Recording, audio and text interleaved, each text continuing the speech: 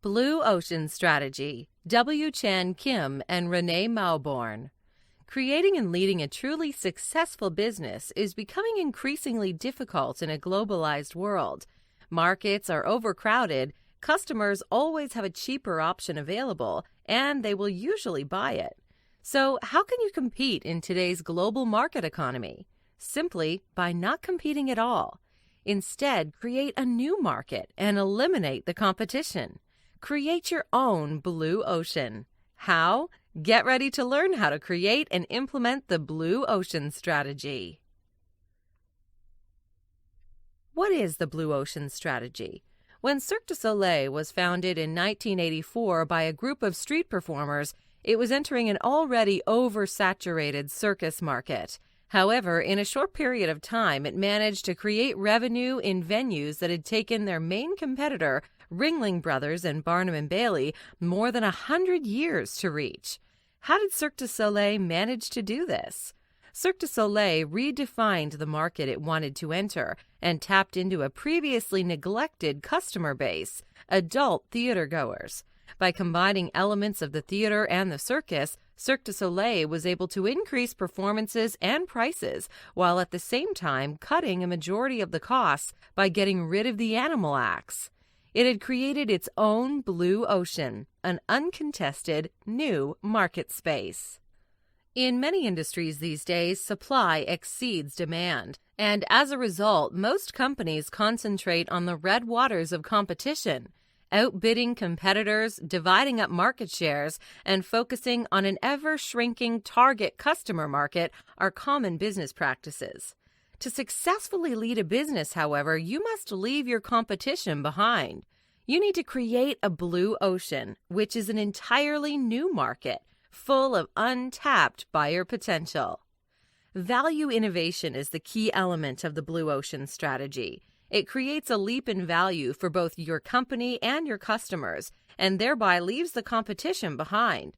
But it does not mean simply adding value to an existing product or coming up with a new technological revolution.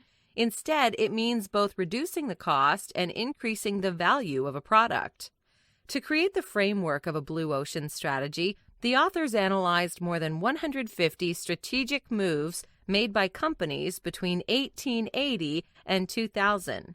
Their main finding? There is no such thing as an excellent company. Every company has its ups and downs.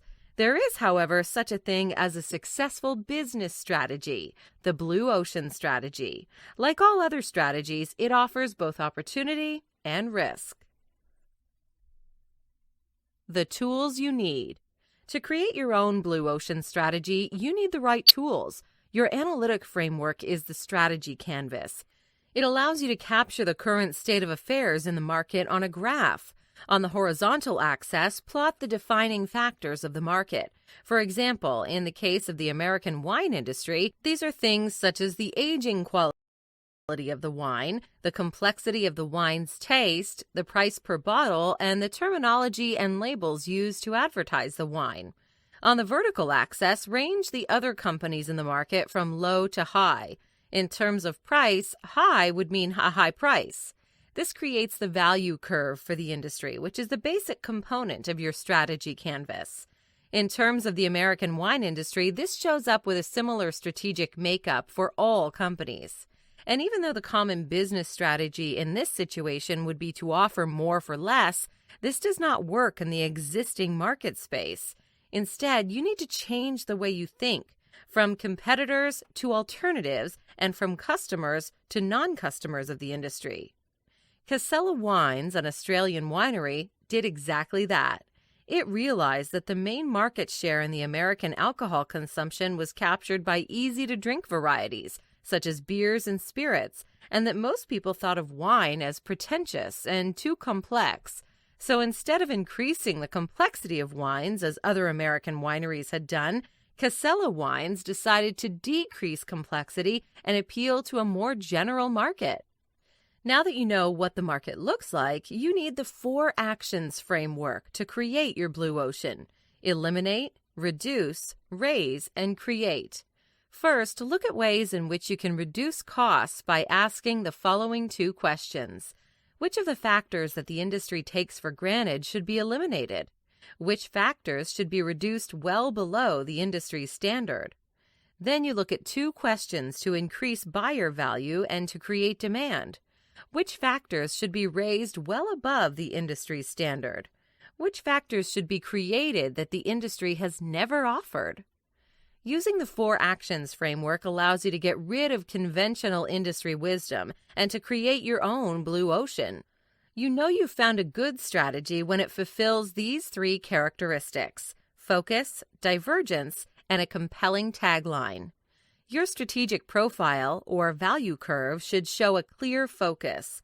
It also should stand apart from previous competitors in the field, and it should be possible to summarize your business mission in a clear tagline. Discovering blue oceans. Finding the blue ocean can be difficult. However, in the face of the endless possibilities, can you define the one business model to reconstruct the market boundaries? Luckily, there are a few basic approaches that you can follow, and these are applicable across all industries.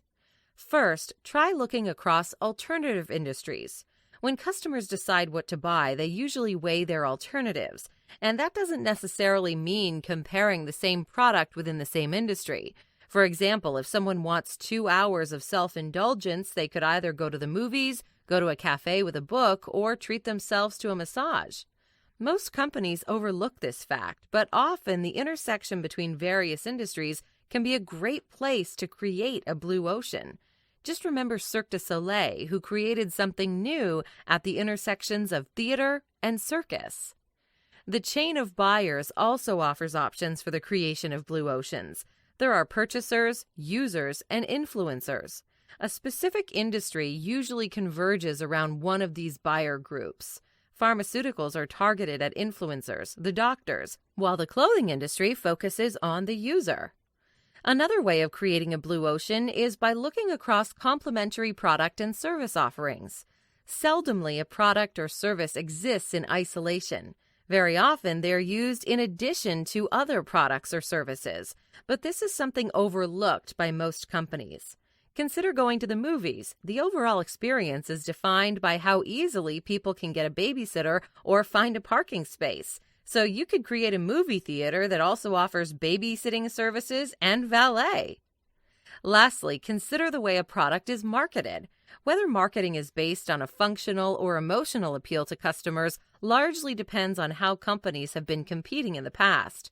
Often you can create new values by instilling emotion or functionality in these products. Just consider Swatch, who made the change from offering a function-based watch to offering an emotionally infused fashion statement. Formulating your strategy. The blue ocean strategy requires a deviation from traditional strategic plans, as these are focused on the competition in the field. Instead of focusing on numbers, try and see the big picture when formulating your plan. Your strategy canvas allows you to do just that. And by following the current trends, you can chart your own future blue ocean strategy. To maximize the size of your blue ocean, meaning your future consumer base, you must stop looking at existing customers and focus on their differences. Instead, look at the people who are not your consumers yet and focus on what most buyers value about your product or service. There are 3 tiers of non-customers. The first tier is closest to your market, or people on the edge of the industry who only purchase goods out of necessity. The second tier are those who know about your product but refuse to use it. For example, sports enthusiasts who choose tennis equipment over golf equipment. And finally, the third tier are unexplored non-customers. These are customers who have never even thought about using your products. Focus on the tier that will bring you the most customers when creating your strategy. Finally, you will need a successful business model. The authors suggest the right strategic approach is to focus on the sequence of buyer utility, price, cost, and adoption. Only when you've found a product that shows exceptional utility should you move on to pricing. Set a price that will attract your target buyers, and only once you have done that, move on to cost. Ask yourself if you can produce your offering at the target cost and still earn a healthy profit margin. You should never drive the price to achieve lower cost, and nor should you forgo utility. If you cannot make a profit at the price you have set, you need to rethink your model. Lastly, you should focus on adoption hurdles and address these up front before launching your blue ocean strategy. Overcoming hurdles. There are 4 main hurdles when it comes to executing your new strategy: convincing employees of the need for a strategic shift, limiting resources, motivation, and politics. To execute the blue ocean strategy, you need to reach the organization's tipping point. This means concentrating your influence on a small group of people to gain momentum and an epidemic movement toward an idea. To overcome the cognitive hurdle of opposition within your company, avoid trying to convince people with numbers. Instead, show them the harsh reality firsthand. This will result in change being driven from within the company. To quickly motivate a great number of employees at a low cost, focus your efforts on kingpins. These are the key influencers at every level of your organization. This will create a mass positive movement. Another hurdle most businesses face when wanting to implement a new strategy is limited resources. However, the way Blue Ocean strategy works means that fewer resources are usually needed than were previously necessary. Finally, politics can stand in the way of implementing your new strategy. You will probably get vocal protest both from within and outside your company. To deal with the dissenters, you should always appoint a consigliere in your management team. In addition, give the angels in your company more voice than the devils. Let's say you've succeeded in implementing your Blue Ocean strategy. You've created an entire new market, and it's all yours. Sooner or later, people will try to copy your success. Although the inherent characteristics of the Blue Ocean strategy make it very difficult to be copied, eventually you will have competitors who will turn your ocean red. When is it appropriate to stay in the market, and when should you reframe a new Blue Ocean strategy? Monitor your value curve. As long as it doesn't converge with that of your competitors, you can still scale up your market coverage. But as soon as convergence starts happening, you should start creating another value innovation.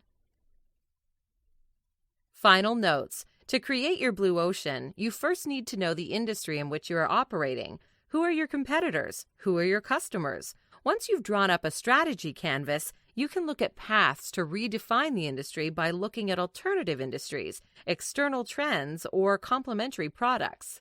Blue Ocean Strategy is an eye-opening analysis of a successful business strategy. The Economist has judged it the most successful book on business master planning.